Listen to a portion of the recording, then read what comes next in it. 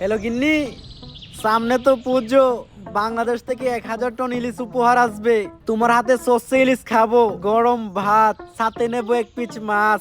একটু মাছ ভেঙে ভাতের সাথে মাখিয়ে মুখে দিলেই কি এমএলএ দাদা, বাংলাদেশ থেকে একটা সেটা ভাঙা খবর এসেছে দাদা। দিলে তো গরম ভাতে পানিটা ঢেলে সবে মাত্র গরম ভাতের সাথে সর্ষে ইলিশটা মাখিয়ে মুখে দেবো। আরে দাদা, ইলিশ থাকলে তো সর্ষে ইলিশ খাবেন। এবার তো বাংলাদেশ থেকে আর পদ্মার রূপালী ইলিশ উপহার আসবে না। সে কি? তাহলে আমরা পদ্মার ইলিশ খাবো কিভাবে?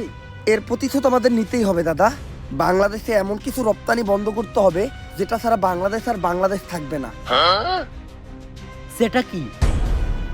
রাজুদার পকেট পরোটা আর তরকারি। চলুন দাদারা, আপনাদেরকে একটা খবর দেই।